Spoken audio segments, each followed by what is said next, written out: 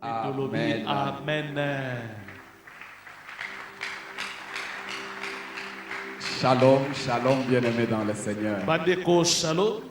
Pour moi, un privilège et une responsabilité de me tenir devant vous Eza pona en ngai cette libaku heure.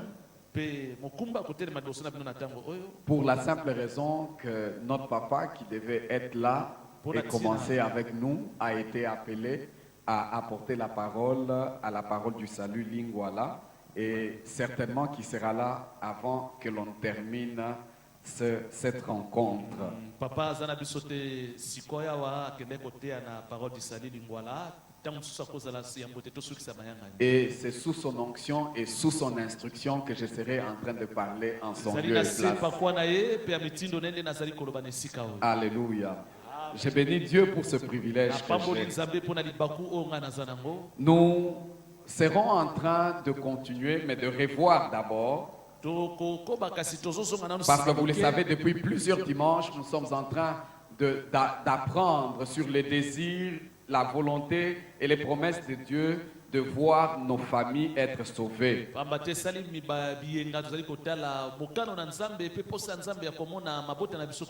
Dieu désire sauver nos familles.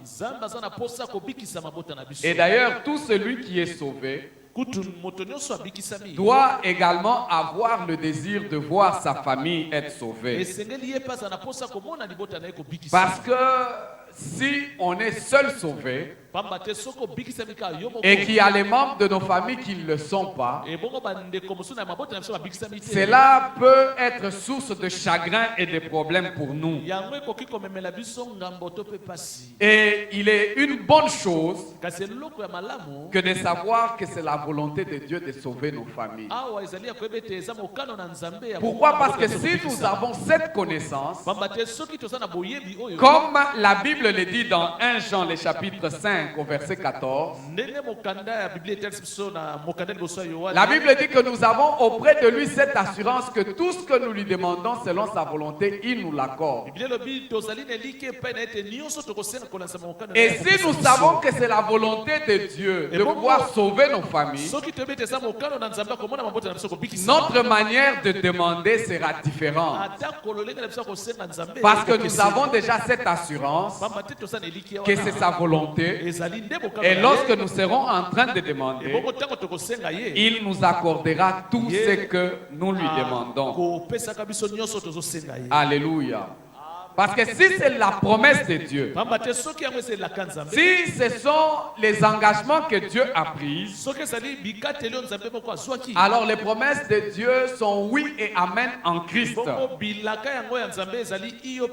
Et j'aime cette parole qui dit, sa renommée s'est accrue à cause de l'accomplissement de ses promesses. Et ainsi, si c'est la promesse de Dieu de voir les familles être sauvées, c'est que la main de Dieu sera derrière nous pour voir s'accomplir les saluts de nos familles. Alléluia. Alléluia. Lorsque nous savons que c'est la volonté de Dieu de pouvoir sauver nos familles, nous serons en train d'insister, nous serons en train de chercher à ce que Dieu puisse sauver nos familles. Et l'auteur aux Hébreux nous encourage en disant que nous devons être des imitateurs de ceux qui nous ont précédés dans la foi, les imiter dans leur espérance, mais également dans leur persévérance à voir s'accomplir les promesses de Dieu. Et nous avons vu qu'il y a des faits dans la Bible qui nous montrent, qui nous témoignent que c'est réellement le désir, c'est réellement la volonté de Dieu de voir les familles être sauvées. Et nous avons vu pratiquement 11 faits qui le démontrent. Hier, lorsque nous sommes sortis avec le pasteur pour aller dans un deuil, il nous partage la prédication d'un homme de Dieu célèbre. Et cela, c'était pour nous encourager à toujours et à bien faire les choses. Il dit, cet homme de Dieu dit, lorsqu'il y a un enseignement, une prédication, il faudra y revenir plusieurs fois. Pourquoi? Parce qu'en y revenant plusieurs fois, c'est quand on commence à réaliser que ces choses nous sont prêchées régulièrement et c'est toujours les mêmes messages. Cet homme de Dieu dit, c'est alors que je commence à m'apercevoir que le message commence à être reçu. Quand on arrive au niveau de dire, mais on a déjà entendu ces choses. Et les gens de ce monde disent, la répétition est la mère des sciences. Alors je vais rappeler rapidement les faits qui nous montrent que c'est la volonté de Dieu. C'est le désir de Dieu de pouvoir sauver nos familles.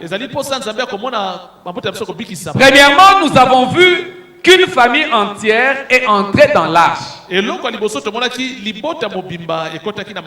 Lorsque nous avons lu Genèse, le chapitre 7 au verset 1, la Bible rapporte que Noé, qui a été trouvé homme juste devant Dieu, est entré dans l'arche, lui, son épouse, ses enfants et les épouses de ses enfants. Mais c'est Noé qui avait été trouvé juste.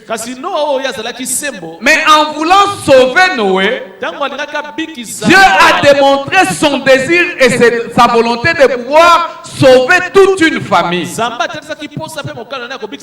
Et au travers de Noé, toute une famille est entrée dans l'arche. Dieu a sauvé Noé et a sauvé toute une famille.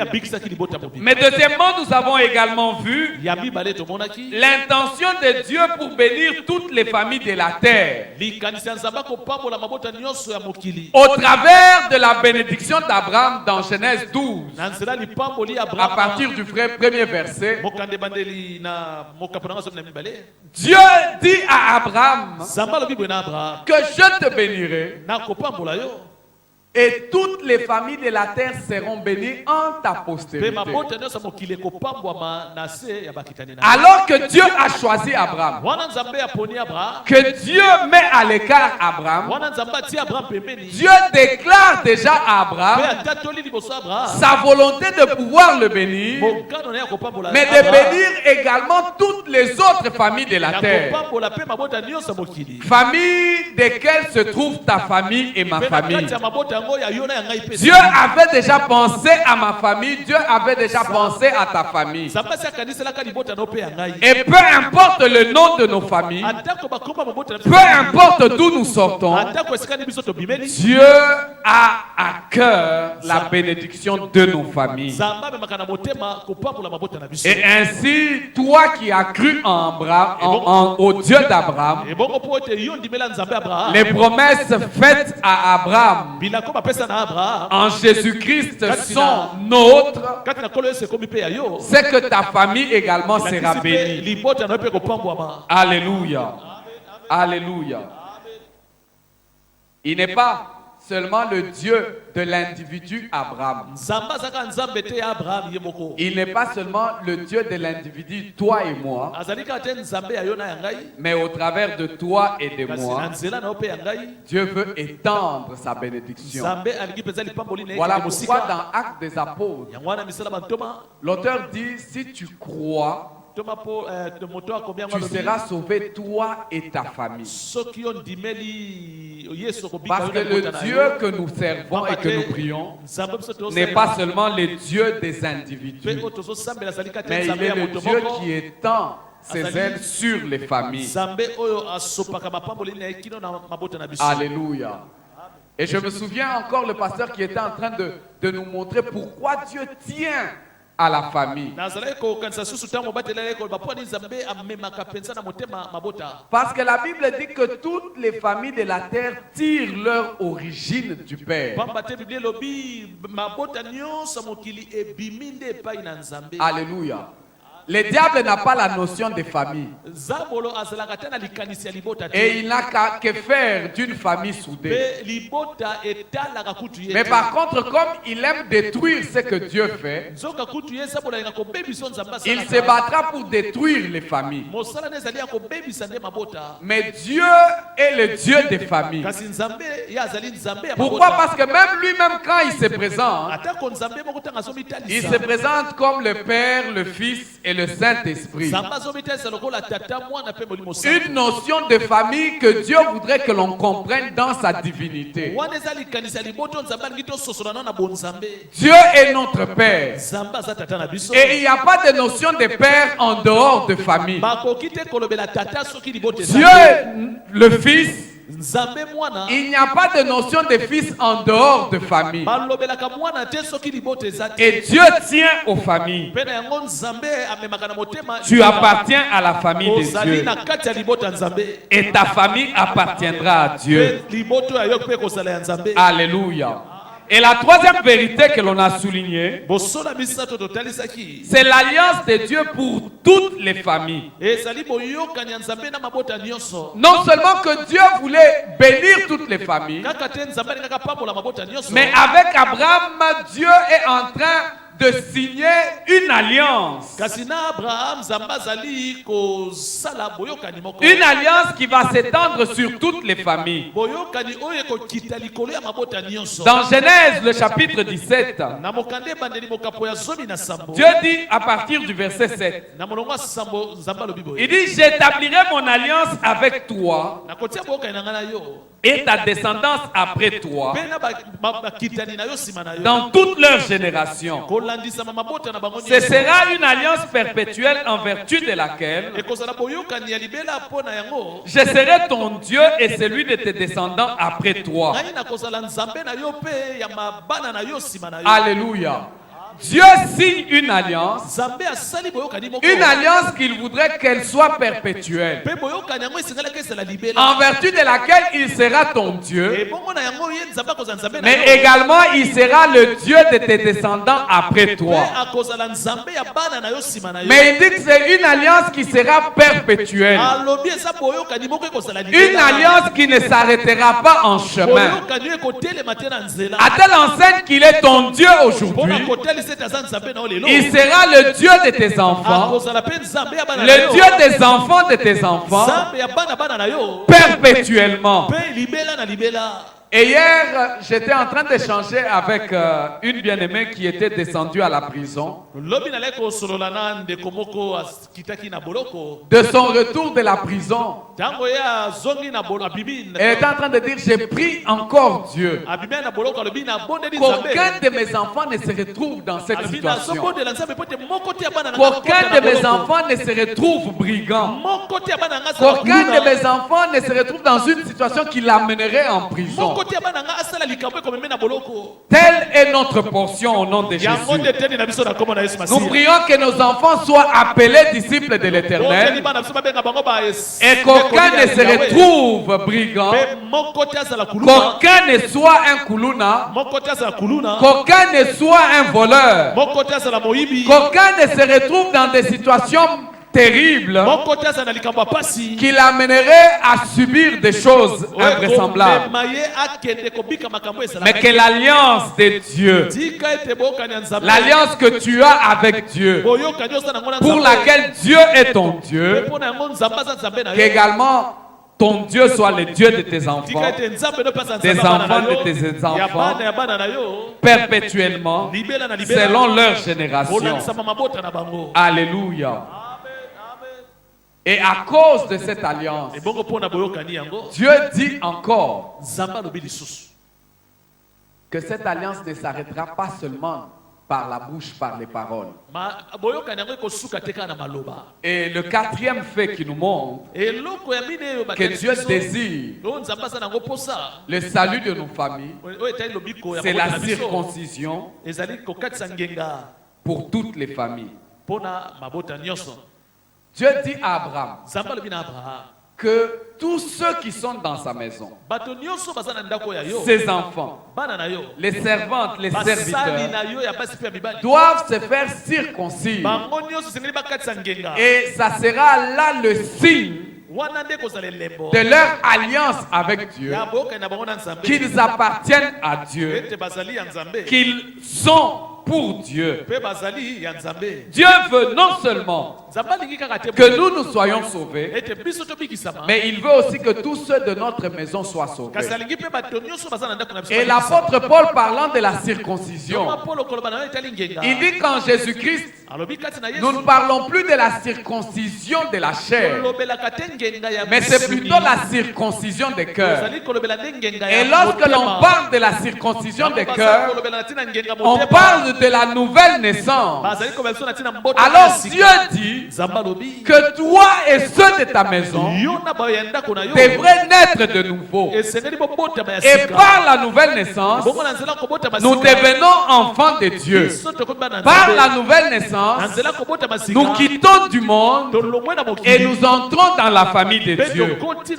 Et Dieu veut que tous ceux qui sont nôtres, ceux qui vivent dans nos maisons, ceux qui sont nos descendants, parviennent à la nouvelle naissance. Alléluia. C'est la volonté de Dieu.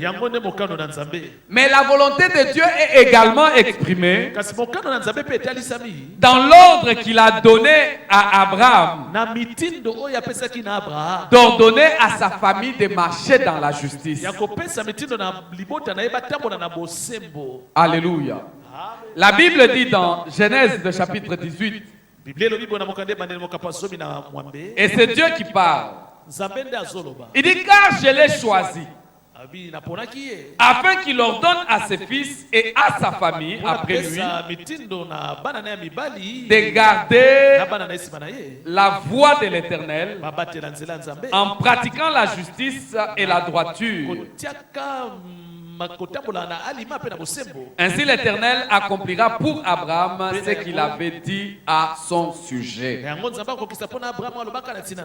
Alléluia. Nous devons être assez forts pour ne pas tolérer le mal au milieu de nous ou dans nos maisons. Et c'est ainsi que Dieu dit, moi je t'ai choisi, j'ai choisi Abraham afin qu'il ordonne, qu'il donne des ordres à ses fils, qu'il donne des ordres à sa famille, afin que ses fils et sa famille, sa maison, marchent dans les voies de l'Éternel. Alléluia. Dieu est intéressé dans la marche de ceux qui sont dans ta maison. Et la sixième vérité que nous avons vue, c'est le fait que Dieu a envoyé Joseph pour sauver toute sa famille. Alléluia. Il a fait précéder Joseph en Égypte. Parce que Dieu savait qu'il y aurait une famine qui s'abattrait sur le monde et que beaucoup de familles pourraient périr. Mais puisqu'il y avait une famille qui était déjà choisie, la famille d'Abraham, celle d'Isaac, particulièrement Jacob, il fallait sauver Jacob. Mais comment le faire? J'envoie un précurseur. C'est lui que j'ai choisi. Il va dévancer et il sera haut placé pour pouvoir sauver sa famille. Nous ne devons pas, à l'instar de Joseph, regarder la maltraitance que nous pouvons être en train de subir de la part des personnes avec qui nous vivons.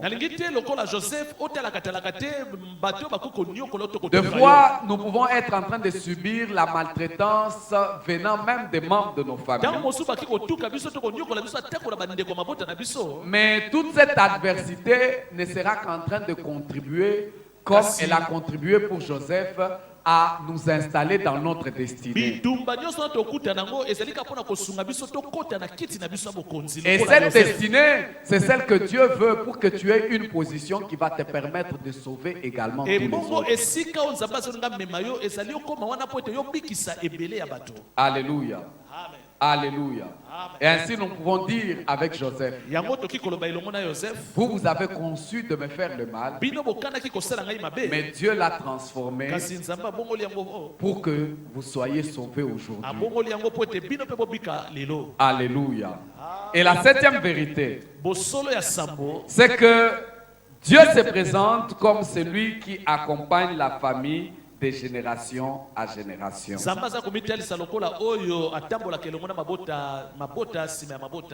Quand les enfants d'Israël devaient sortir de l'Égypte, Moïse pose la question parce que Dieu envoie Moïse pour aller sauver. Moïse lui pose la question, mais quand on me demandera, toi, tu es en train de venir, qui t'envoie? Qu'est-ce que je répondrai? Dieu dit à Moïse,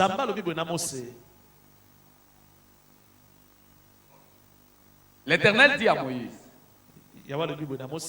je suis dans Exode, le chapitre 4.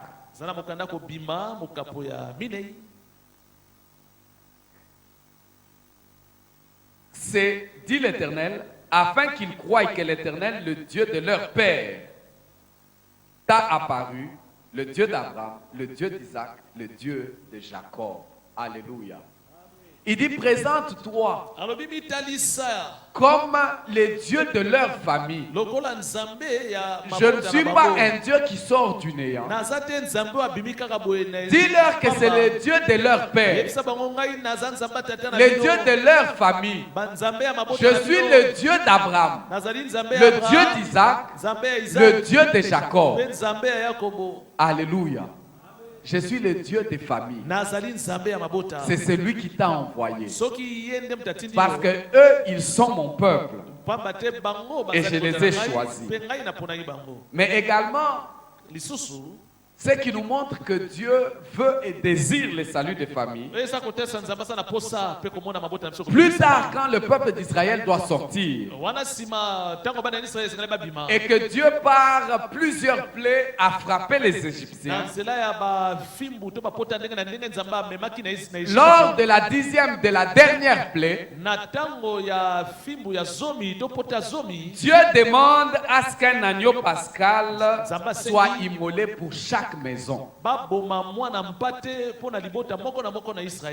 Il demande à ce que cet agneau soit mangé dans chaque maison. Toutes les personnes qui pouvaient se retrouver dans la maison où l'agneau a été immolé allaient être sauvées. Et vous vous imaginez, Dieu n'a pas seulement parlé du peuple d'Israël. Parce que dans les maisons des enfants d'Israël ne se retrouvaient pas seulement les descendants de Jacob. Mais vous verrez que plusieurs ont été sauvés parce que se retrouvant non seulement dans les maisons des enfants d'Israël, mais certains d'entre eux n'étaient pas du peuple d'Israël. Et c'est comme ça que vous verrez que même à la sortie de l'Égypte, il y en a plusieurs qui se sont collés à Israël et que la Bible a appelé les ramassis, les gens des autres peuples, mais qui ont cru au Dieu d'Israël et qui sont sortis avec le peuple d'Israël. Donc Dieu, en regardant nos familles, il ne voit pas seulement nos familles biologiques, mais il regarde également nos serviteurs et nos servants, ceux qui vivent dans nos maisons. Alléluia. Parce que Dieu tient également à les sauver. Et le 9e fait que nous avons vu, qui démontre que c'est la volonté de Dieu de pouvoir sauver nos familles, c'est que Dieu a fait appartenir le sacerdoce à une famille. Lorsque nous lisons Nombre, le chapitre 18, le verset 1 et 2, la Bible dit ceci. L'Éternel dit à Aaron, toi, tes fils et ta famille avec toi, vous porterez le poids de toute faute commise dans le sanctuaire.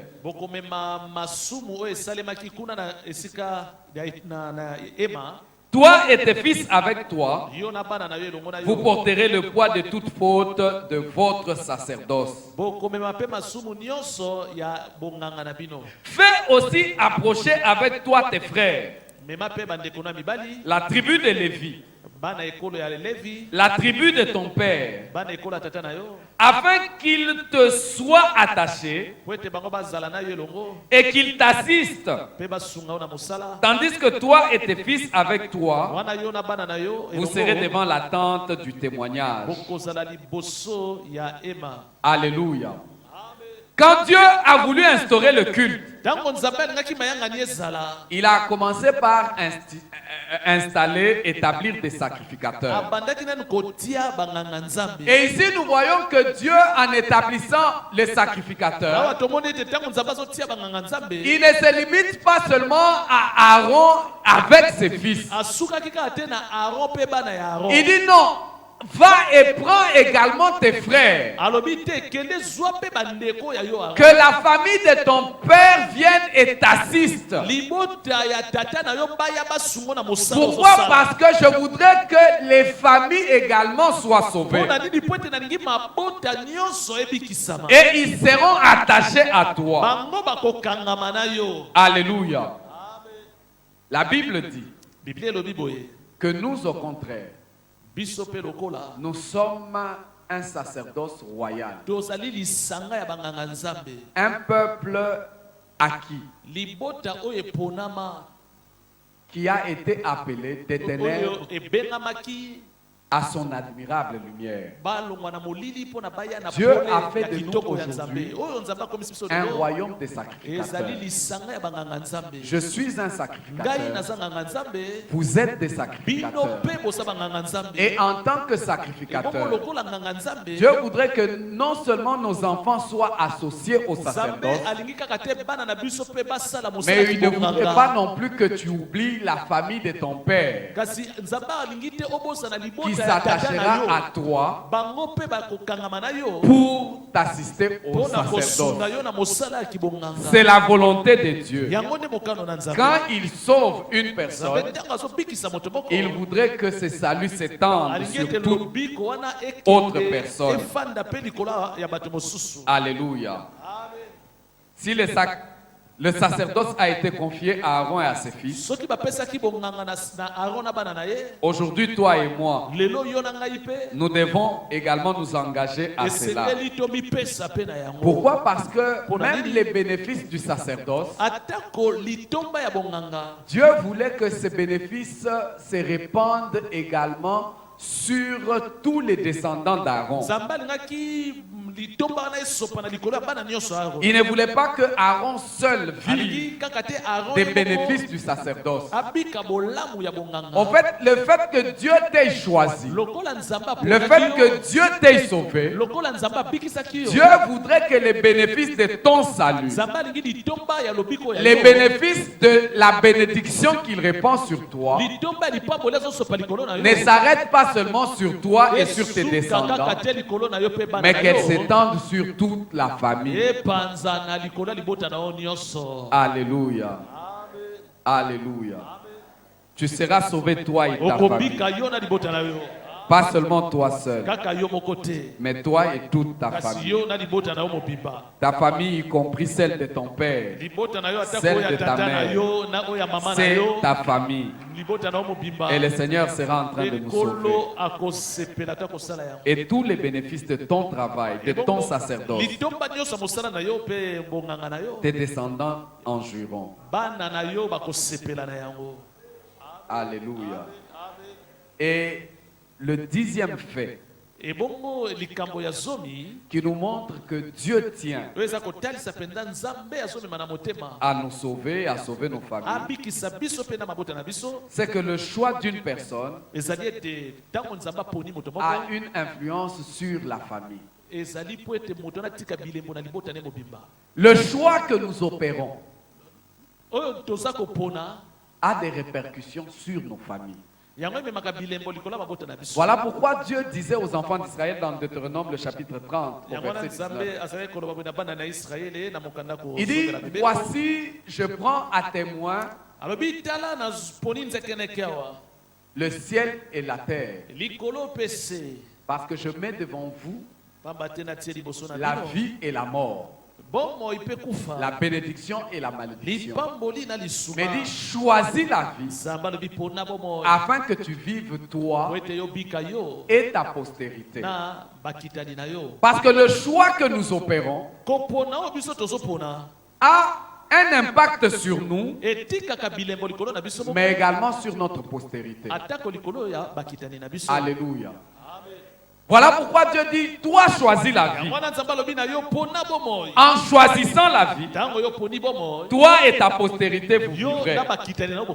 Le bon ou le mauvais choix que nous opérons a un impact dans notre vie.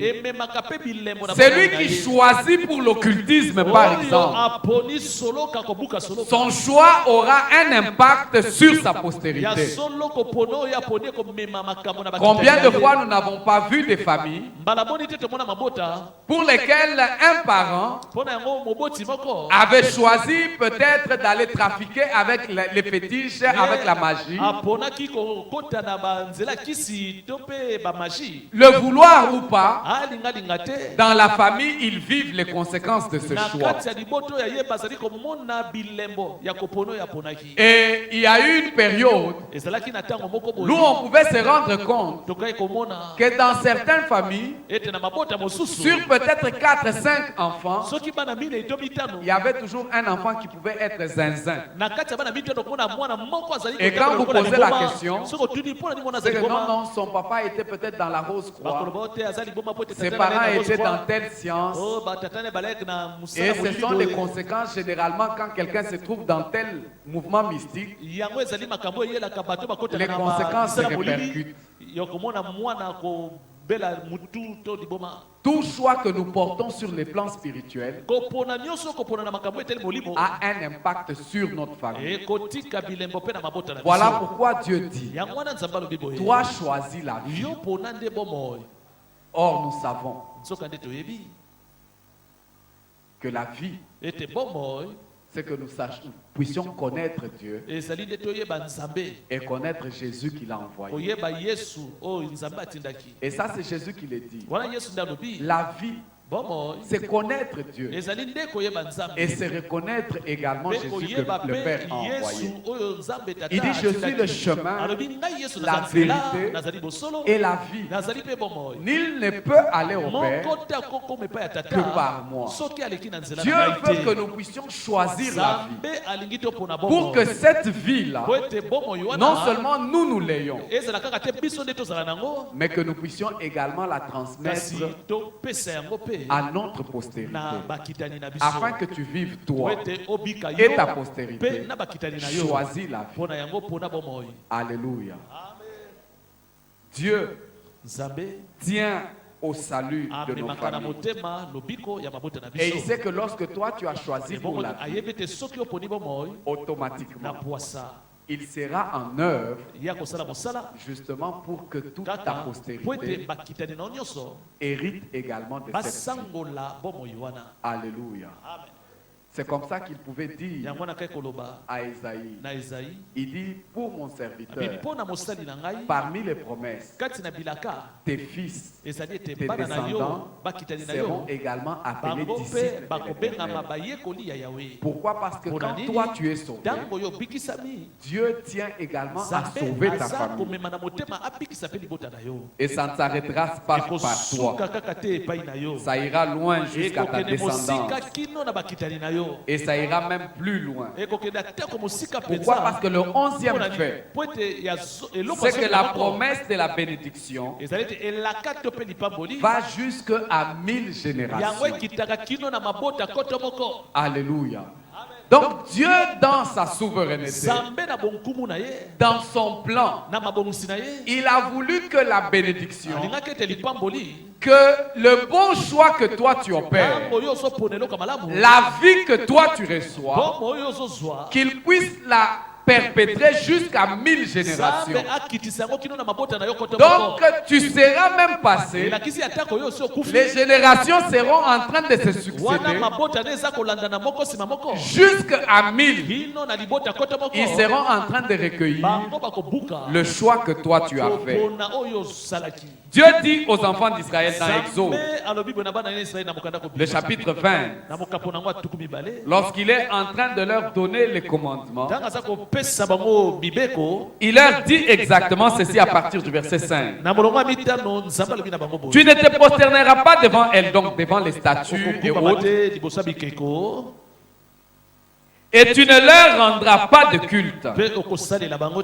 Car moi, l'Éternel, ton Dieu, je suis un Dieu jaloux, qui punit la faute des pères sur les fils jusqu'à la 3e et à la 4e génération de ceux qui me haïssent, et qui usent de bienveillance jusqu'à 1000 générations envers ceux qui m'aiment et qui garde mes commandements. Alléluia. Je bénis Dieu. De ce que pour ce qui est de la malédiction et de la punition, Dieu ne l'a pas étendu sur plusieurs générations.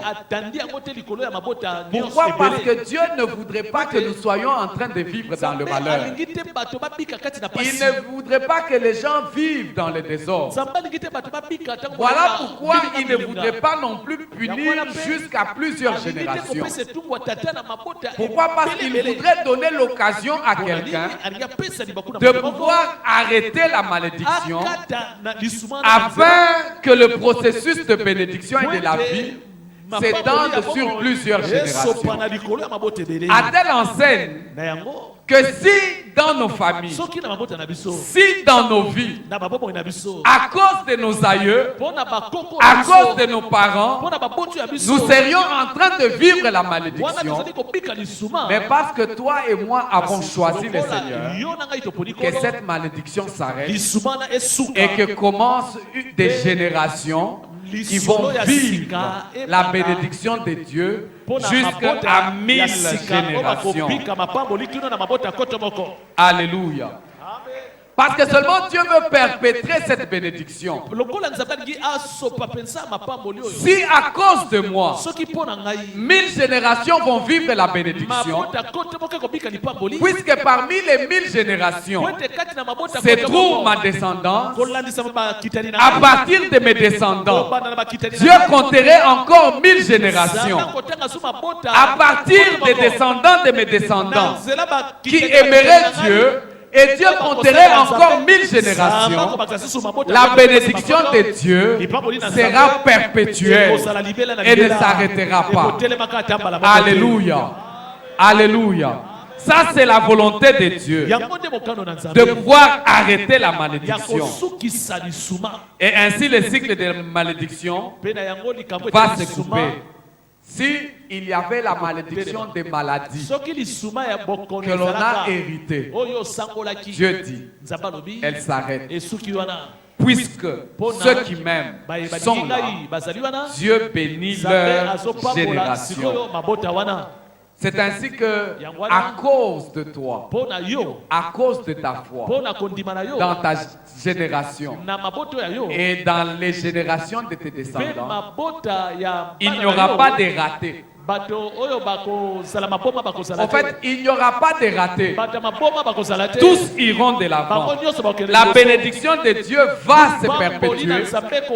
Il n'y aura pas, comme Dieu dit, ni stérile ni celle qui avorte. Et toi tu en fais partie. Il n'y aura pas ceux qui seront en train de tomber malades chroniquement. Parce que Dieu est là. La bénédiction de Dieu, elle vient annuler toute malédiction. La bénédiction de Dieu vient mettre fin au règne de la malédiction.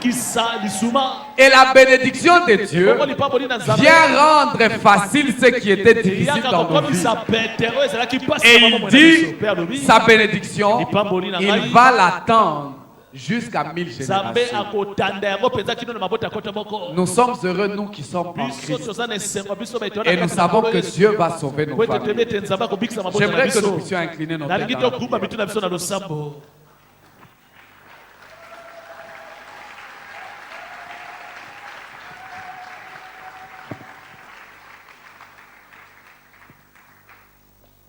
Commence à prier pour toi-même ainsi que commence à prier.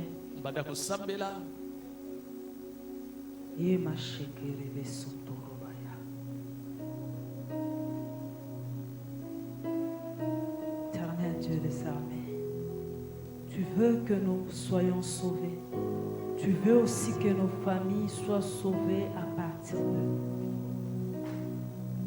Bien-aimé, ne sois pas inquiet.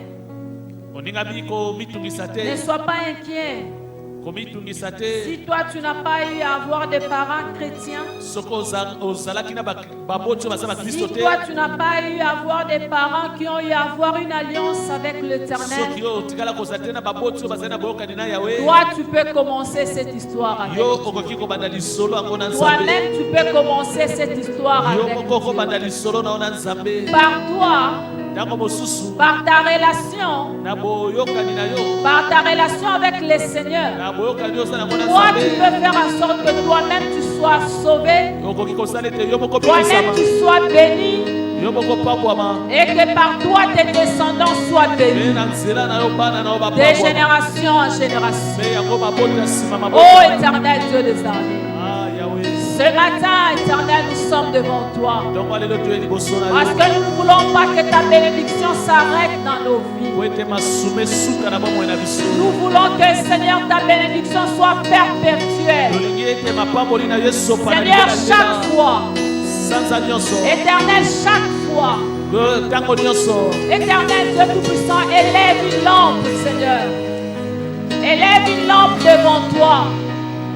Élève une lampe devant toi, Seigneur, pour toutes les familles ici représentées. Tendre Père, nous voulons continuer dans cette alliance avec toi. Nous voulons continuer dans cette alliance avec toi. Nous voulons que nos familles soient sauvées. Nous voulons que tous les nôtres soient sauvés. Nous voulons que tous ceux qui sont dans nos maisons, dans nos familles, soient sauvés. Oh Seigneur Jésus. Bien-aimé, prie. Bien-aimé, prie. Le diable n'aime pas le salut de famille. Le diable n'aime pas le salut de famille. Parce qu'il sait que par un seul, s'il attrape un seul,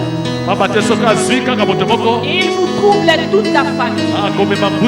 Il vous trouble toute ta famille. Alors prie sérieusement. Prie sérieusement que le Dieu que toi tu connais soit aussi le Dieu de ta famille. Il soit le Dieu de ton père. Il soit le Dieu de ta mère. Il soit le Dieu de tes frères et sœurs. Il soit le Dieu de tes serviteurs. Il soit le Dieu de ton mari. mari. Il soit le Dieu de ta femme. Il soit le Dieu de tes enfants. Afin que toi tu vives le bonheur parfait.